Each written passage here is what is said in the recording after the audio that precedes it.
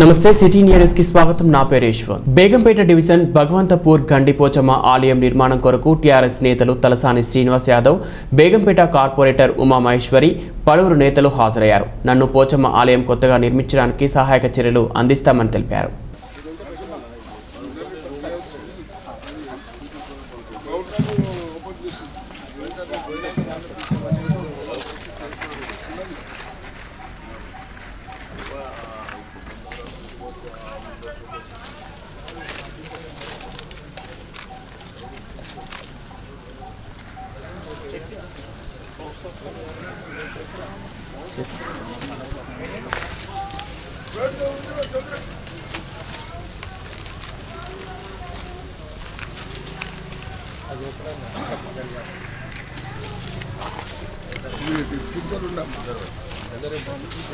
Open చేసిన dispenser hospital ఉంది.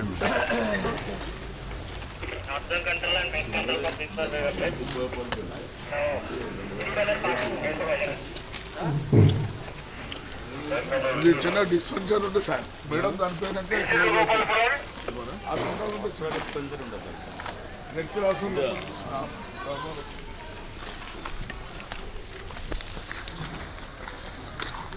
సామాన్ ఇంత పెట్టుకుంటారు.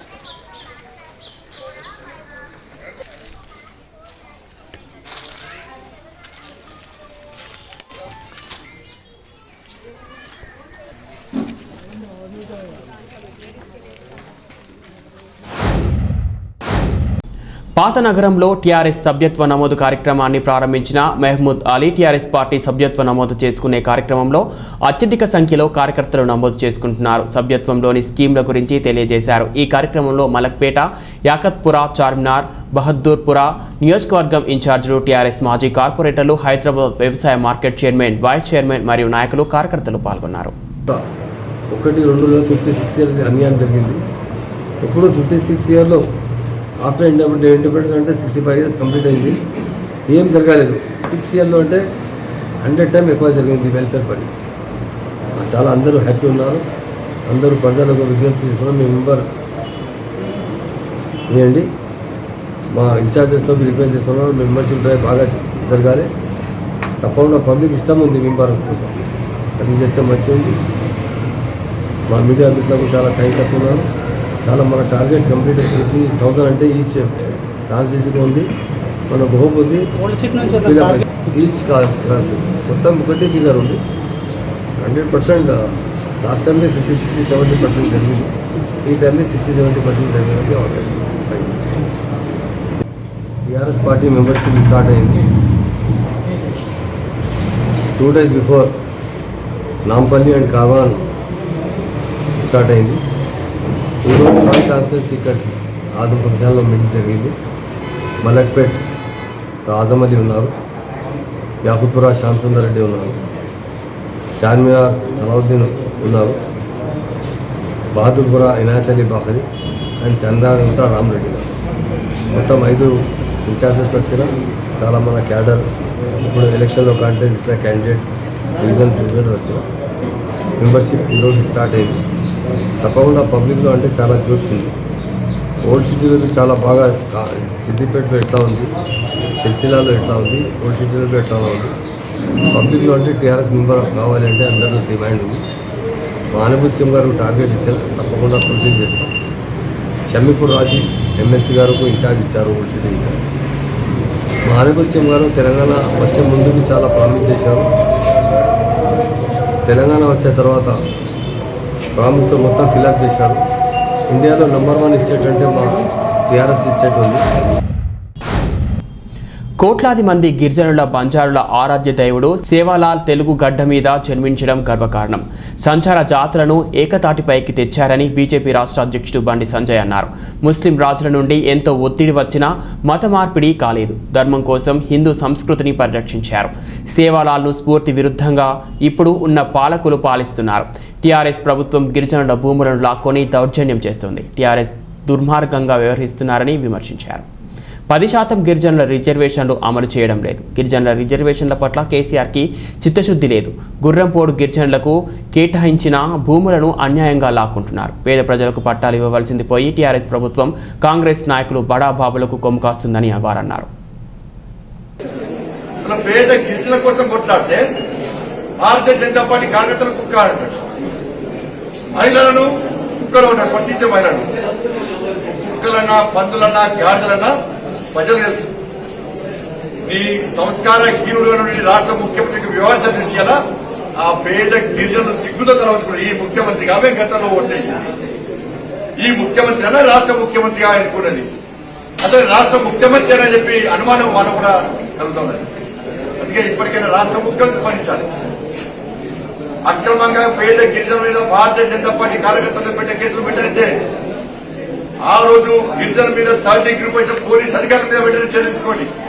పూర్తి స్థాయిలో సిట్టింగ్ హైకోర్టు జడ్జితో ఇలా విచారణ చెప్పండి. పేద గిరిజనుల మీద మీకు చిత్తశుద్ధి ఉంటే, వాళ్ళ ప్రేమ అభిమానం ఉంటే, వాళ్ళ సమస్యను పరిష్కరించే అవసరం ఉంటే, పోడు భూముల విషయంలో వెంటనే రాష్ట్ర ముఖ్యమంత్రి విధులను ప్రకటించాలి. పేద గిరిజనుల భూములను ఆక్రమించుకుంటే తప్పకుండా భారతీయ జనతా పార్టీ ఎట్టి మనం పోరాటం చేస్తుంది.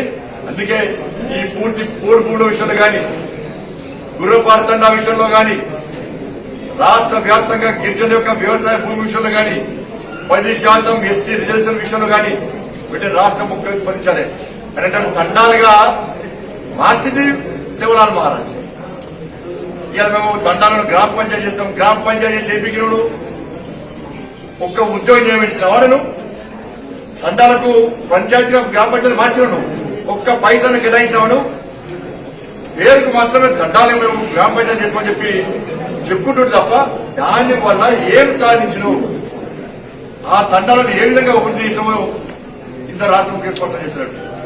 కేంద్రం ఇచ్చే సంక్షేమ పథకాలను కూడా గిరిజనుల కోసం పేదల కోసం ఇచ్చే సంక్షేమ పథకాలను కూడా వాళ్ళ తండా ప్రాంతాలు అమలు చేసిన ప్రయత్నం రాష్ట్ర ముఖ్యమంత్రి చేస్తున్నారు. పేరు కోసం ప్రయత్నం చేస్తున్నారు. మరి ఈ ప్రవర్తన మార్చుకో. పోడు భూముల విషయంలో వెంటనే విధులను ప్రకటించు. గుర్రపాల తండా విషయంలో పేద గిరిజనులను అక్రమంగా హత్యాయత్నం కేసు పెట్టినటువంటి అధికారుల మీద చర్యలు తీసుకో. ఆ కేసులు వెంటనే ఎత్తేసే విషయంలో ముఖ్యమంత్రి వెంటనే స్పందించని చెప్పి ఈ రోజు సంత్ సేవలాల్ మహారాజ్ వారి జయంతి సందర్భంగా ఉన్నది. నువ్వు కనీసం బయటకు వచ్చి వారిని స్మరించుకోకుంటే, వారిని దర్శించుకోకుంటే, మరి పుష్పార్చన చేయకుంటే ఇది ఏ గిరిజనుడు నమ్మడు. కాబట్టి వెంటనే రాష్ట్ర ముఖ్యమంత్రి స్పందించాలని చెప్పి కోరుకుంటూ ఆ సేవలాల్ మహారాజ్ వేడుకుంటున్నాడు. కనీసం ఈ ముఖ్యమంత్రికి ఒక సంస్కారం అంది మహారాజ్. కనీసం కనువింపు కలిగే విధంగా నువ్వున కరుణించాలని మనస్ఫూర్తిగా ఆ సేవలాల్ మహారాజ్. సంగారెడ్డి జిల్లా గుమ్మడిదల మండల కేంద్రంలో భాషమ్మ అనే ఒంటరి మహిళ దారుణ హత్య. తెలిసిన వారే హత్య చేసి ఉంటారనే కోణంలో పోలీసుల దర్యాప్తు. ఘటనా స్థలంలో క్లోజ్ టీంతో పోలీసుల తనిఖీలు. భర్త చనిపోవడంతో కుమారుడు జగదీష్ గుమ్మడిదలలో నివాసం ఉంటున్న మహిళ స్వగ్రామం లింగపురం నర్సాపూర్ మండలానికి చెందిన వారిగా నిర్ధారణ చేసిన పోలీసులు.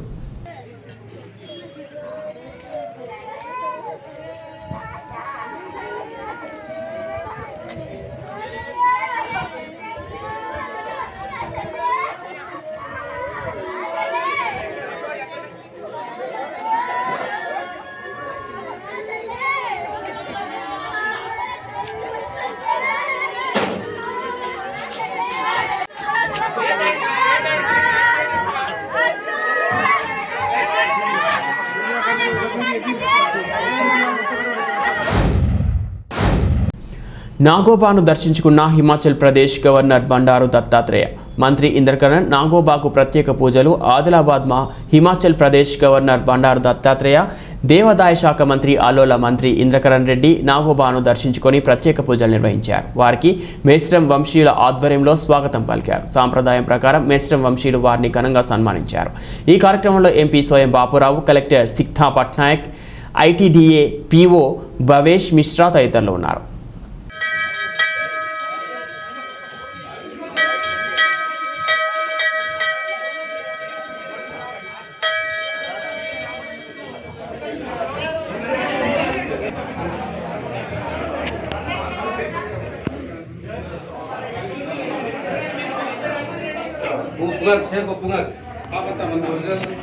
ఇది అది విగ్రహం అక్కడికి తెప్పించారు కానీ పూర్తి చేయలేదు. వల్ల టైం పడుతుంది, కన్స్ట్రక్షన్ కాలేదని పైన కూడా అంతా చేసారు. ఇట్లా సార్ ఇట్లా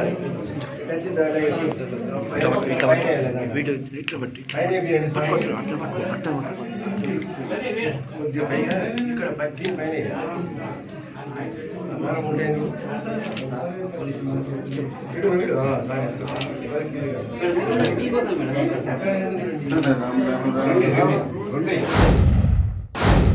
ఆర్మీ పబ్లిక్ స్కూల్స్ విద్యార్థుల ద్వారా release cultural programmes Swarnim Vijay Varsh 2020 December 1971లో భారత సాయుధ దళాలు పాకిస్తాన్ సైన్యంపై నిర్ణయాత్మక మరియు చారిత్రాత్మక దృక్పథాన్ని పొందాయి. ఇది కొత్త దేశాన్ని సృష్టించడానికి దారితీసింది. బంగ్లాదేశ్ మరియు ప్రపంచ యుద్ధం తర్వాత అతిపెద్ద సైనికం లొంగిపోవడానికి దారితీసింది. 16 డిసెంబర్ 2020న దేశం 50వ వార్షికోత్సవ వేడుకలను ప్రారంభించింది. ఇండియన్ ఆర్మీ ఫోర్సెస్ యొక్క ఈ గొప్ప విజయాన్ని సందర్శించే లక్ష్యంతో ఈ సందర్భం 2021 సంవత్సరాన్ని స్వర్ణిం విజయ్ వర్ష్గా మరియు ఒక భాగంగా జరుపుకుంటారు. కొనసాగుతున్న వేడుకలు ఆర్మీ పబ్లిక్ పాఠశాల విద్యార్థుల సాంస్కృతిక కార్యక్రమం స్వర్ణిం విజయ్ వర్ష్ జ్ఞాపకార్థం ఆర్డినెన్స్ హాల్లో నిర్వహించారు. పాఠశాలలు అంటే బోలారం, ఆర్కేపురం మరియు గోల్కొండ మంత్రముగ్ధులను చేశాయి. ప్రదర్శన మరియు నృత్యం, స్టంట్ మరియు యాక్షన్ ఒప్పందం యొక్క అద్భుతమైన ప్రదర్శన.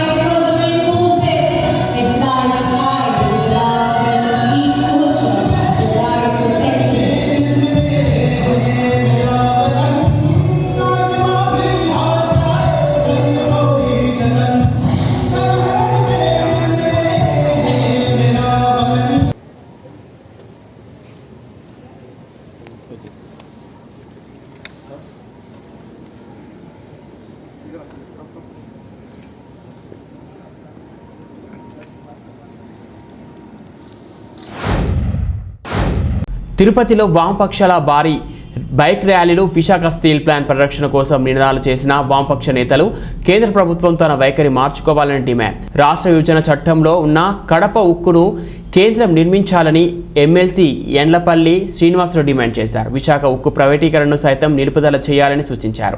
ఈ మేరకు తిరుపతిలో వామపక్షాలు చేపట్టిన బైక్ ర్యాలీని ప్రారంభించారు. కడపలో ఉక్కు పరిశ్రమ స్థాపిస్తామని, రాష్ట్ర విభజన చట్టంలో ఉన్న హామీని నెరవేర్చాలని డిమాండ్ చేస్తూ ఈ నెల 15, 16 తేదీల్లో కడపలో మేధావుల సభలు నిర్వహిస్తున్నారు. ఈ సభలకు మద్దతుగా తిరుపతి నుంచి 100 మంది వామపక్ష పార్టీల నాయకులు స్కూటర్ ర్యాలీగా బయలుదేరి వెళ్లారు. ఈ ర్యాలీని ఎమ్మెల్సీ ఎండపల్లి శ్రీనివాసులు ప్రారంభించారు. ఈ సందర్భంగా ఆయన మాట్లాడుతూ రాష్ట్రానికి 10 ఏళ్లు ప్రత్యేక హోదా ఇస్తామని చెప్పిన బీజేపీ నాయకులు మాట తప్పారని పేర్కొన్నారు. రాష్ట్రం ఏర్పడిన ఏడాదిలో కడపలో ఉక్కు పరిశ్రమను ఏర్పాటు చేస్తామని చెప్పిన నేతలు 7 సంవత్సరాలు గడుస్తున్నా పునాది రాయి కూడా వేయలేదని ఆరోపించారు. కడపలో ఉక్కు పరిశ్రమ స్థాపనకై రాయలసీమ జిల్లాల నాయకులు పార్టీలకు అతీతంగా పోరాటం చేయాలని పిలుపునిచ్చారు. మిత్రులారా, ఈరోజు CI2 ఆధ్వర్యంలో కందారపు మురళీ గారు, అదేవిధంగా AITS నాయకులు మరొక మురళీ గారి నాయకత్వంలో విశాఖ ఉక్కు ఆంధ్రుల హక్కు అనే ఒక ఉద్యమాన్ని పూర్తిగా కూడా దేశవ్యాప్త ఉద్యమంగాను ఆంధ్రదేశ వ్యాప్త ఉద్యమంగాను మలుచుకోవడానికి స్కూటర్ ర్యాలీని తిరుపతి నుంచి కడప బహిరంగ సభ వరకు ప్రారంభిస్తున్నారు. ఆనాడు 1967లో కేవలం 4,000 కోట్లతో ప్రారంభమైన ఈ విశాఖ ఉక్కు ఈరోజు 1,00,000 కోట్ల ప్రభుత్వ సెక్టార్లో ఉన్న ఒక పెద్ద పబ్లిక్ సెక్టార్గా ఉంది. 30,000 మంది ఉద్యోగస్తులు అందులో పనిచేస్తున్నారు. విశాఖ ఉక్కులో వస్తున్న స్టీల్ కూడా మంచి క్వాలిటీ ఉంది, నాణ్యత ఉంది. దానికి ఉక్కు గనులను, ఇనుప గనులను కేటాయించకుండా ఈ యొక్క కేంద్ర ప్రభుత్వం, ముఖ్యంగా బీజేపీకి ప్రభుత్వ సెక్టార్లు ఉండకూడదు, కార్పొరేట్లకు అప్పజెప్పేయాలా, అదానీలకు అప్పజెప్పేయాలనే దురుద్దేశంతో విశాఖ ఉక్కును ప్రైవేటీకరణ చేస్తున్నాం, నష్టాలు వస్తాయని చెప్తున్నారు. కేవలం 6,500 కోట్లతో నష్టం వస్తున్నది. 6,500 కోట్లను నష్టాన్ని పూడ్చడానికి వీళ్ళేమి దాన ధర్మంగా ఇవ్వనవసరం లేదు. ఒక ఉక్కును ఇనుము గనులను కేటాయిస్తే లాభసాటిలో నడుస్తుంది. ఇక రెండో అంశం, కడప ఉక్కును సాధిస్తామని జగన్మోహన్ రెడ్డి గారు కడప ఉక్కు ఫ్యాక్టరీని కేవలం ప్రారంభించడం జరిగింది. కడప ఉక్కు మన రాయలసీమగా కాకుండా ఆంధ్రుల హక్కు. దీన్ని కూడా సాధించి తీరుకోవడానికి ఈ యొక్క ర్యాలీని జయప్రదం చేయాలని చెప్పి ఈ 1967లో ఆనాడు ఈ విశాఖ ఉక్కు ఆంధ్రుల హక్కు ఉద్యమాన్ని విశాఖ నుంచి ఆదిలాబాద్ కరీంనగర్ వరకు, అదేవిధంగా శ్రీకాకుళం నుంచి అనంతపురం వరకు 32 మంది తమ ప్రాణాలను ఒడ్డి సాధించుకున్న విశాఖ ఉక్కును ఈరోజు కాపాడుకుందాం. మోడీ ప్రభుత్వానికి, బీజేపీ ప్రభుత్వానికి హెచ్చరిస్తున్నాం. ఇవి బులెటిన్ అప్డేట్స్. మరో బులెటిన్ మళ్ళీ కలుద్దాం. అంతవరకు సెలవు. నమస్తే.